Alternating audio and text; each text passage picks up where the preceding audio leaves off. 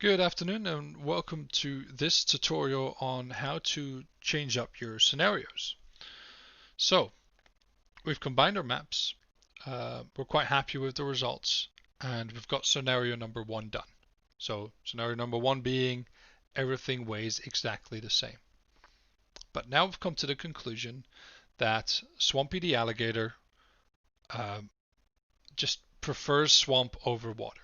He's just happier with a lot more swamp being around than water. So water's like the little addition to, so that he can have a bath and he can relax a little, but he prefers to just be in that swampy area. Um, Now, in this model, we've combined the two criteria, swamp and water. We've combined them in union, added the field in which we combined and added up both suitabilities. But what we now want to do is we want to switch things up a little bit. So we want to keep this model as it is. And what we're actually going to do is we're going to go ahead and save this real quick. Yes. And we're going to go into our catalog and go into that toolbox that shows us where the criteria is. And we're going to rename it and call it scenario 1. Okay, but then we're going to go ahead and copy it. Copy paste. And now we have a second one, which is going to contain exactly the same as the first one, except this is what we're going to call scenario number 2. Cool. Now the intention is that you create the base scenario, which is in this case scenario number 1, and 2 additional scenarios. And right here is where I'm going to take a moment and tell you something that I forgot to tell you in this initial video. So in the video where I talked about sharing data and combining models, I talked about creating a new geodatabase in which you saved basically your clean outputs. The intention here is to not only copy your model of your scenario number 1, but also create a new geodatabase in which you can then add your model for your second scenario. So you're going to have a geodatabase for scenario number 1 with all your inputs, with your model, and then you're going to duplicate your model and copy that into a new geodatabase. The reason for this is so that if you run scenario number 2, it will not overwrite scenario number 1, because that's not what we want. We want to have both outputs. Okay, so along with copying your model and renaming it, make sure that you create a new geodatabase, put in your copied model, and work from there. Set that new geodatabase as your default geodatabase for model number 2, so scenario number 2, so that you create separate geodatabases for separate scenarios. Only then will you ensure that you do not record or overwrite your previous work and lose scenario number 1 if you run scenario number 2, or lose scenario 2 if you run scenario number 3. Okay, so take the time to create a new geodatabase, put your copied model in there, name it scenario number 2, or however you want to call it, set it as your default geodatabase, and rerun your model, but now with your different settings. So where you multiplied one of the scores, or where you increased buffers, or whatever your second scenario is. Okay? Right, small addition just to make sure that I didn't forget this. It was pointed out to me today that it would overwrite, and thinking of it now, that's quite logical. So going on from here, we'll go back into the video and I'll show you a little bit more about how to create these different scenarios. Best of luck. So that doesn't have to be very complex, and you can think about changing up your buffer distances. You can change up just simply weighing certain values double, for instance, or triple even if you value them even more.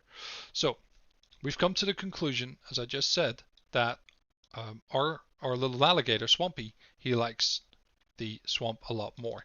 So rather than weighing these equally and just adding them up, what we're going to do is that swamp suitability, we're going to go 2 times. So we're going to double up on swamp suitability. So instead of a score of suitable 1 being suitable 1, it's now going to be 2. So our maximum value that we can now get is 3. Okay, so we're going to go ahead and do this. And as I said, it doesn't have to be very complex, but your scenarios have to make sense.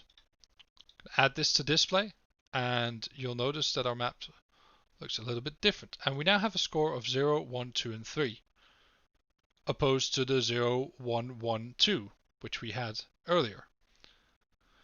Right, so let's have a look what that looks like in the map. So we'll go into criteria 1 and 2, add values, there we go, apply, okay. So what's happened now is we have increased the value of our swamp. So rather than the map that we created previously, we now have a higher score in the swamp than we had before.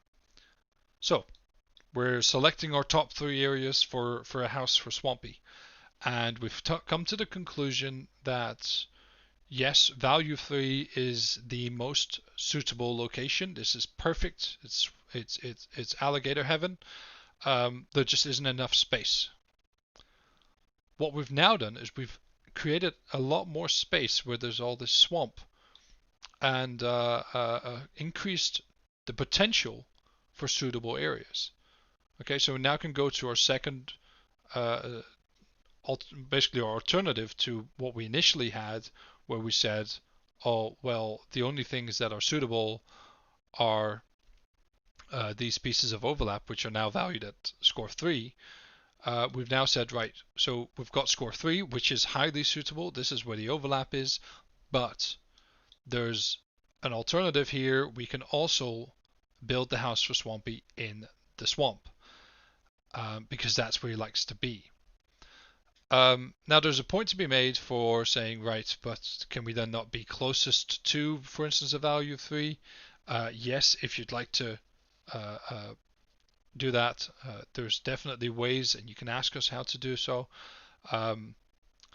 But we have an alternative scenario here in which we've increased one of the values, allowing us to basically be a little bit more selective on which areas are suitable, which areas are non-suitable, and what is there in between. Okay. Now, if you'd want to change up buffers, etc., that's something that if you do it in the way that we've now combined these criteria, that's going to be a little tough. Okay. So if you want to increase your buffer sizes, etc., and you want to keep a more flexible model, go into the method that I showed you yesterday's YouTube video, in which you have one big massive monster of a model, which I think is that one there. And yes, for 2 criteria, it's not that big, but imagine if you have 8. Yeah? Okay. One thing to keep in mind is, despite these examples, I might miss out on certain things. There is an example in the workbook, I believe it's on page 55, that also shows you the final step of doing this. Because what we've done here is we've dissolved. So all our polygons have melted together. Okay? Don't forget that if we show this final map, which we'll go ahead and do here now, I'll just go ahead and just display colors here. Okay. We have one polygon, which is value 3. Let's go ahead and see if we can go ahead and select that. Or value 2, apologies. So just that green, that is all one big polygon. Yeah, so if we go into the attribute table of this layer and we select our highest value, we have a total shape area of 92,000 square meters, close to 93,000 square meters. That is considered suitable. This does not allow us to select individual polygons. So if we want to do so, make sure to add that last step, which you can find in the example on page 55, It's called multipart to single part, which basically what it does is it unscripts the dissolve. So where dissolve melts all these polygons with a similar value together, multipart to single parts will basically pull all the polygons away from each other again and make sure that it breaks up in all individual polygons. So I'll actually go ahead and I'll show you that, because I do think it's a valuable step to show in this process, and I'll go ahead and do that on this final map here. Remember that we've got 4 different polygons. Yeah, that's all we have.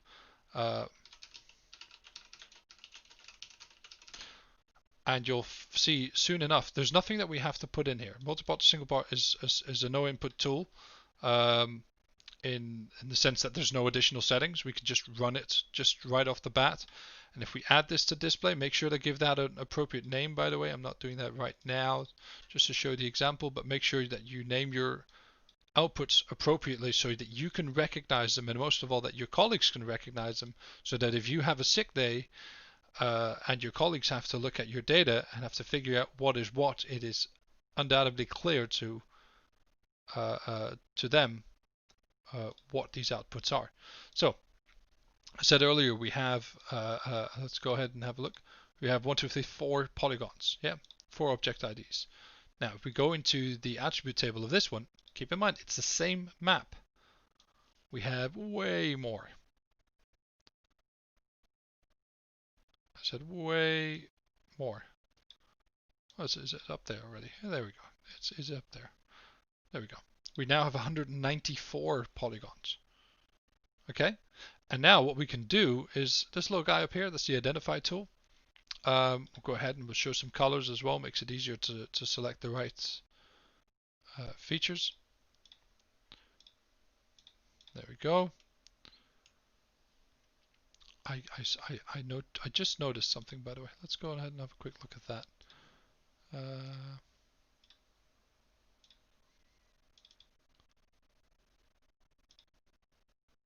Interesting. I just noticed that there's an original FID in here. That's okay. I don't mind that too much. We can always still hide that. Not entirely sure where that just popped up from. But the little identify tool up here allows us to select individual polygons and show what is in the attribute table. So if we go ahead and select this one, so object ID 193. So we go all the way down here and select 193. That's the same little polygon. And what does it show us? It's suitable on the basis of swamp. It's suitable on the basis of water. So all in all, it's got a score of 2 on suitability. It's a high suitable. The area in total is 4,200 square meters. So if your assignment has a minimum area size, for instance, or if you've come to the conclusion that you need at least 50 hectares to build whatever it is that you're building, in this case, Swampy's mansion, it's a big mansion, but then this isn't going to cut it. Okay. Similarly, if we select this one here, there we go, 17,500 square meters. So that's going to allow us to do a hell of a lot more. In this case, if you want a large stretched out area, that'll be fine. If you want a large squarish area or oval, or you might need a certain shape to conduct whatever activity it is that you're conducting, then you might want to find an alternate scenario, in which case, for instance, this one here, where you have more alternatives. Right? Now we can say, okay, maybe it's not that important that we're on this side of the water. Maybe we're okay with being in the swamp on this side and just close to the water. So this can still be suitable. Okay? So then we can go ahead and select that and see how big that area is. Now I haven't done multi-part to single part, so as soon as I click that, you can see the entire area lights up. It's just one individual polygon. Yeah? Does that make sense? Okay. Right. We're going to stick to it. Just gone just over 10 minutes here. Real simple. Make sure that you have 2 alternative scenarios in which you can either increase the value of your socioeconomic scores, you can increase the value of your ecological scores. If you're in water recreation, for instance, I can imagine that being adjacent to water is incredibly important. So you could, for instance, um, uh, increase the weight of that value so that if an area is within X amount of meters of your water, say your buffer was 100 or 200, I don't know how many meters it was, you can say, well, we're going to score that a value of 2 rather than 1 for suitability, because it is so important that our campsite or our recreational area or whatever it is so close to water that we can do our kite surfing and whatnot, um, or windsurfing even, uh, on the water.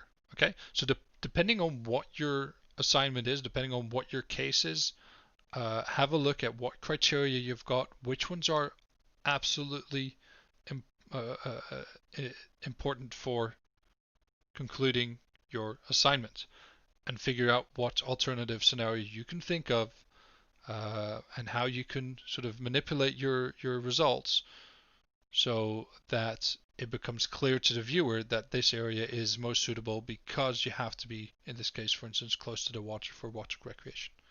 Right, we're going to leave it at that. If this has all gone a little bit too quick for you, make sure that you rewatch this video. If you're looking at the models and thinking, how did he combine these models like that? I just made a video prior to this one on how to combine a model in a very simple way. Yesterday I made a video that shows you how to combine your models and geodatabases in a more complex way, which both have their advantages, and I talk about those advantages in the videos as well. But if you're going for a more flexible model, take the big approach. If you're just going for quick and clean, take the final approach. There's no right or wrong in these two.